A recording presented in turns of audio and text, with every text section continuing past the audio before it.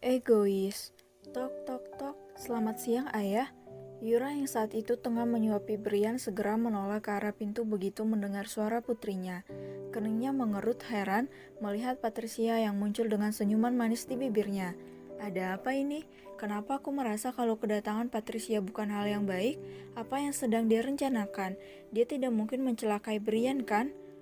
Oh, ibu juga ada di sini ternyata. Selamat siang, ibuku sayang. Sapa Patricia kemudian mencium kedua pipi ibunya. Cia, kau tidak pergi bekerja? Tanya Yura penasaran. Aku mana mungkin tidak bekerja, Bu. Kebetulan sekali setelah ini ada meeting tak jauh dari rumah sakit ini. Jadi ya, sekalian saja aku menjenguk ayah, karena dari awal ayah dirawat aku belum datang menjenguknya, jawab Patricia. Dia lalu melihat ke arah ayahnya. Ayah, bagaimana kabar ayah? Apa sudah lebih baik? Bagaimana dengan orang yang mencelakai ayah? Apa pihak kepolisian sudah berhasil meringkusnya? Dicecar dengan beberapa pertanyaan oleh putrinya yang selama ini tak pernah dianggap, entah kenapa Brian merasa bersalah. Mungkin apa yang terjadi pada Eleanor juga salah satu imbas dari sikapnya yang selalu tak pernah peduli pada kebahagiaan istri dan anak angkatnya. Tak ingin kesedihannya diketahui oleh yang lain, Brian segera meminta Patricia untuk mendekat. Patricia, kemarilah nak. Patricia tertegun melihat cara ayahnya memanggil. Suara pria ini terdengar begitu lembut di telinganya. Sambil tersenyum dia kemudian segera duduk di samping ayahnya kemudian menatapnya bingung. Ada apa ayah? Tanya Patricia penasaran. Sebelum bicara, Brian menarik napas dalam-dalam kemudian menggenggam tangan putri angkatnya dengan erat. Ayah ingin minta maaf atas segala kesalahan yang sudah ayah perbuat selama ini padamu, Cia. Maafkan ayah yang selalu mengacuhkanmu, menganggap seolah kau dan ibumu tidak ada. Ayah menyesal, nak. Tubuh Patricia menegang mendengar permintaan maaf dari ayahnya. Dia tidak percaya kalau pria yang ingin dia singkirkan bisa sadar di detik-detik terakhirnya.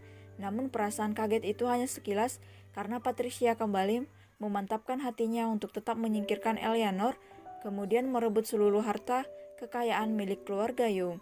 Hatinya sudah terlalu sakit dengan sikap ayahnya selama ini.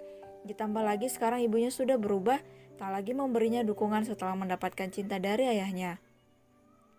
Patricia, kau mau kan memaafkan kesalahan ayah? Tanya Brian lagi. Ayah, apa yang membuat ayah tiba-tiba meminta maaf padaku? Bukankah selama ini ayah sangat tidak menyukai keberadaanku di rumah? Tanya Patricia curiga.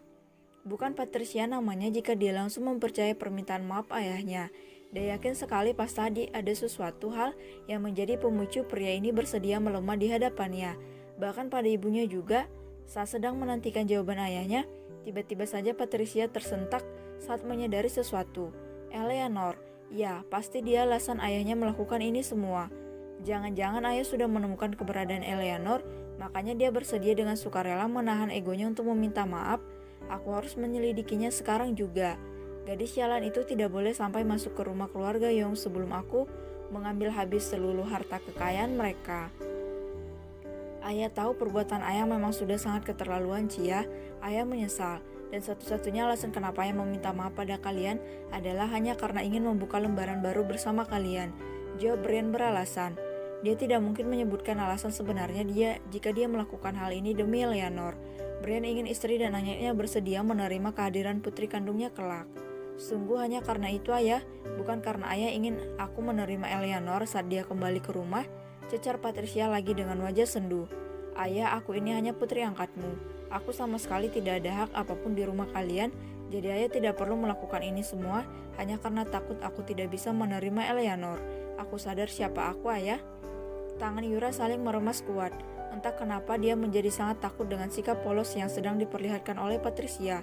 Putrinya sekarang terlihat seperti monster yang siap membunuh siapapun orang yang ingin menghalangi jalannya. Yura sangat ingin menghentikannya, tapi dia sendiri ketakutan karena pernah menyetujui keinginan Patricia yang ingin melenyapkan Eleanor. Patricia, ayah tidak memiliki perasaan seperti itu terhadapmu. Sekalipun kau hanya putri angkat, ayah akan tetap memperlakukanmu sama seperti Eleanor saat dia kembali nanti. Ayah akan benar-benar menyayangi kalian berdua secara adil. Ayah janji, nak. Brian gundah.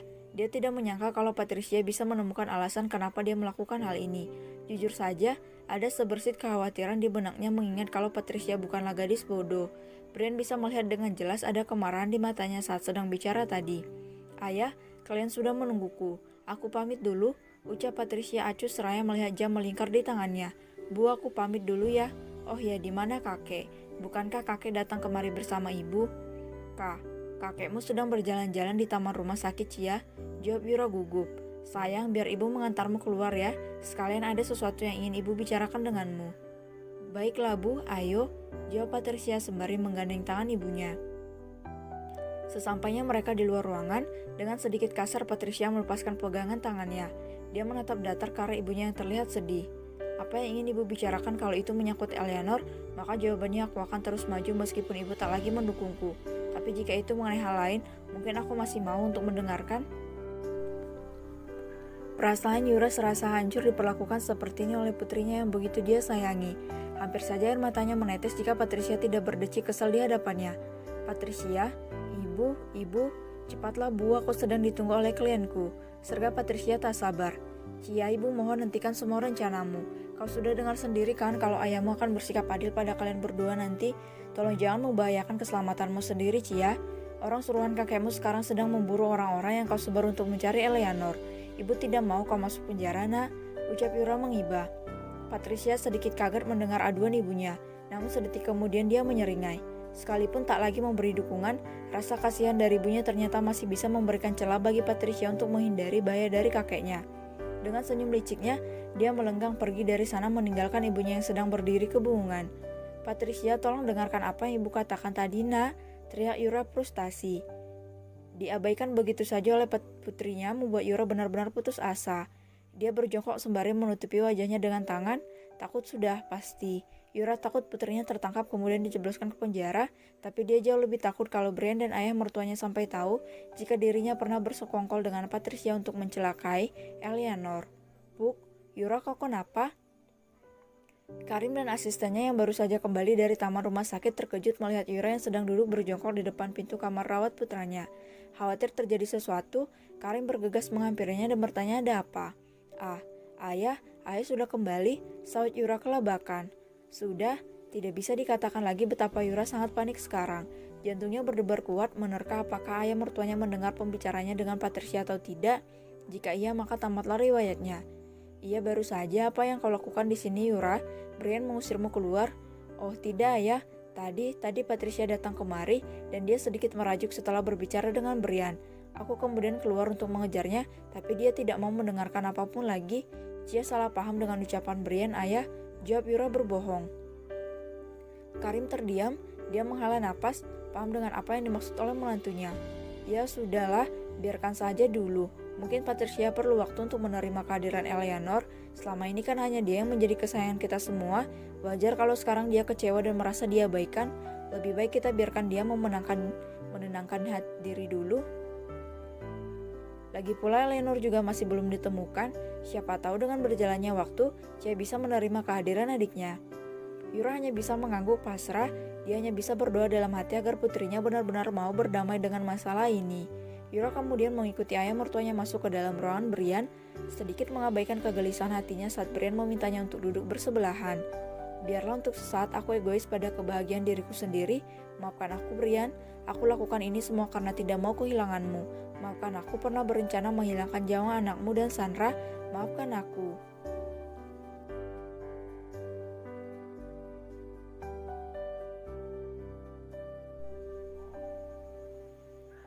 Musuh terselubung. Jack duduk sembari menatap sangkar emas yang ada di depannya. Dia memikirkan bagaimana caranya mendapatkan Elias secepat mungkin. Jack sadar kalau posisinya kini sudah semakin terancam. Dia bukannya tidak tahu kalau orang yang mengikutinya bukanlah Penry yang asli, temannya itu sangat tamak dengan hartanya. Sementara yang ini, dia bahkan tak pernah menyinggung soal kesenangan dunia semenjak menyelamatkannya dari dalam jurang tempo hari. Siapa musuh terselubung yang bersembunyi di belakang Penry? Tidak mungkin dia hanya orang biasa, pasti orang ini memiliki latar belakang yang cukup kuat, gumam Jack berpikir. Ekor mata Jack tertuju ke arah layar televisi di mana pembawa acara tengah membacakan beberapa berita yang tadi pagi membuat heboh satu negara. Namun ada satu di antara berita tersebut yang langsung menarik perhatian Jack. Dia lalu mengeraskan volume televisi kemudian mendengarkan berita tersebut seraya menutup mata. Eleanor, sayangku, sepertinya Tuhan sedang membukakan jalan untukku agar bisa segera mungkin membawamu pulang ke istana kita. Jack tertawa lebar begitu menemukan jalan untuk merebut gadis kecilnya. Saat ini penyiar berita tengah berbicara mengenai pernikahan adik atau lebih tepatnya saudara kembar Gabrieli. Pria yang saat ini menguasai Eleanor, pesta pernikahan itu akan digelar 2 hari lagi yang berarti malam setelah malam ini. Hanya tinggal menunggu 1 kali 24 jam lagi, maka Eleanor akan segera menjadi miliknya. Dan yang harus dia lakukan sekarang adalah mengatur strategi untuk merebut gadis kecilnya di malam pesta pernikahan adiknya Gabrieli. Gabrieli, kau dan keluargamu itu sangat bodoh ternyata. Bagaimana bisa kalian menggelar acara sebesar ini sedangkan nyawa Eleanor sedang berada dalam bahaya? Atau jangan-jangan kalian sengaja ingin memancingku dengan kedok pernikahan ini? Ucap Jack. Hahaha, tidak semudah itu menjebak seorang jegal Gabrieli, karena bukan aku yang akan masuk ke dalam perangkap kalian, tapi kalian sendiri yang akan terjebak. Ditambah lagi kalian juga akan segera kehilangan Eleanor untuk selamanya. Hahaha. Saat Jack sedang menikmati kebahagiaan itu, Penry datang mendekat. Tak lupa juga dia menyalakan alat penyadap yang terpasang di dalam telinganya. Jack, apa yang sedang kau tertawakan? Tanya Penry datar. Melihat kedatangan orang tak diundang ini dengan santai, Jack beralih menatapnya. Dia tersenyum samar melihat betapa kakunya wajah pria yang menyerupai temannya. Aku sedang menertawakan takdir Tuhan, Pen. Coba kau lihat di sana. Keluarga itu akan menggelar pesta besar-besaran besok malam. Tidakkah menurutmu ini adalah kesempatan baik untuk kita menculik Eleanor dari mereka? Penry segera menatap ke arah layar televisi. Dia menyimak dengan seksama berita yang sedang disiarkan di sana. Bagaimana? Mereka seperti sengaja membuka celah supaya aku bisa merebut Eleanor, kan? Cecar Jack. Apa tidak terlalu berisiko kalau kau menculik Eleanor besok malam, Jack? Aku rasa penjagaan di rumah sakit akan sangat ketat setelah kejadian kemarin siang, sahut Penry menyelidik. Penry, mereka tidak akan sebodoh itu meninggalkan Eleanor di rumah sakit, apalagi itu adalah acara keluarga. Sudah pasti mereka akan membawanya bergabung di sana, ucap Jack tanpa ragu menjelaskan rencananya.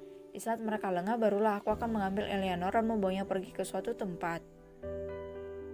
Jack sengaja membuat bingung Penry untuk melihat seperti apa reaksinya. Dia sengaja belum menyingkirkan karena masih cukup membutuhkan keberadaan Penry untuk menjadi burung merpati yang akan menyampaikan pesan pada tuannya. Dengan begini, Jack bisa mengambil jalan lain yang tidak akan pernah terpikirkan oleh mereka. Sangat brilian, bukan? Mereka yang membuat jebakan, tapi mereka juga akan masuk perangkap. Ke suatu tempat, bukankah kau akan menempatkan Ella di dalam sangkar itu? Tanya Penry curiga seraya menunjuk sebuah benda yang ada di hadapan mereka. Tadinya iya, tapi sekarang aku berubah pikiran. Aku merasa tempat ini sudah tidak aman lagi, seperti ada seseorang yang mengawasiku dari kejauhan. Jawab Jack menyindir orang yang berada di belakang Penry palsu. Wajah Penry langsung berubah dingin. Dia mendapat perintah baru dari tuannya yang mengingatkan dia agar segera mencari tahu kemana Ella akan dibawa pergi oleh Jack Gal. Kemana kau akan membawa pergi, Jack? Seulas mik tipis muncul di bibir Jack saat dia mengetahui kebenaran jika Penry yang saat ini sedang duduk di hadapannya bukanlah Penry yang selama ini selalu setia mengabdi. Meskipun geram, sebisa mungkin Jack menahan emosinya untuk tidak langsung membunuh bajingan ini. Beraninya kamu mempermainkan aku. Tunggu saja, lihat apa yang akan aku lakukan pada kalian setelah ini. Jack, kemana kau akan membawa Ella pergi? Kau akan membawaku juga, bukan? Desak Penry berusaha membuat Jack membuka mulut. Ada di suatu tempat rahasia dan kau akan segera tahu nanti. Kau tidak perlu khawatir, aku pasti akan membawamu ke sana karena sekarang hanya kau satu-satunya orang yang aku percayai. Jelas Jack santai. Setelah berkata seperti itu, Jack beranjak pergi menuju kamarnya, tapi sebenarnya dia tidak benar-benar pergi. Jack bersembunyi di balik pintu untuk mendengarkan apa yang akan disampaikan Penry pada orang yang telah mengirimnya kemari. Nyonya, sepertinya Jack mulai curiga padaku. Biasanya dia akan mengatakan semuanya tanpa ragu, tapi barusan dia terlihat seperti sedang bermain petak umpet saat aku bertanya tentang tempat yang akan dia gunakan untuk menyembunyikan Nona Ella, lapor Penry. Kau harus tetap mendapatkan informasi itu sebelum pesta pernikahan dimulai. Apapun caranya, buat Jack Gal kembali mempercayaimu. Baik, Nyonya. Kening Jack mengerut saat Penry palsu memanggil tuannya dengan sebutan Nyonya. Itu artinya musuh yang sedang mengincarnya adalah seorang wanita. Jack nampak bertanya-tanya, memikirkan siapa gerangan wanita yang berani main belakang dengan mengirimkan Penry palsu ke sampingnya. Brengsek, jalang mana yang berani menggangguku? Lancang sekali, awas saja jangan sampai dia bertemu denganku. Akan kubuat dia mati dengan cara yang paling mengenaskan, melebihi apa yang pernah aku lakukan pada para korbanku. Geram Jack kemudian segera pergi dari sana sebelum Penry palsu menyadari keberadaannya. Sambil terus menggerutu, Jack berjalan masuk ke dalam kamar. Dia kemudian merebahkan diri di atas ranjang, menatap langit-langit kamar sembari membayangkan tubuh polos gadis kecilnya yang entah kenapa sekarang makin berisi. Berbeda dengan 7 tahun lalu yang hanya berbentuk tulang terbungkus kulit, sepertinya keluarga itu benar-benar merawat Eleanor dengan baik.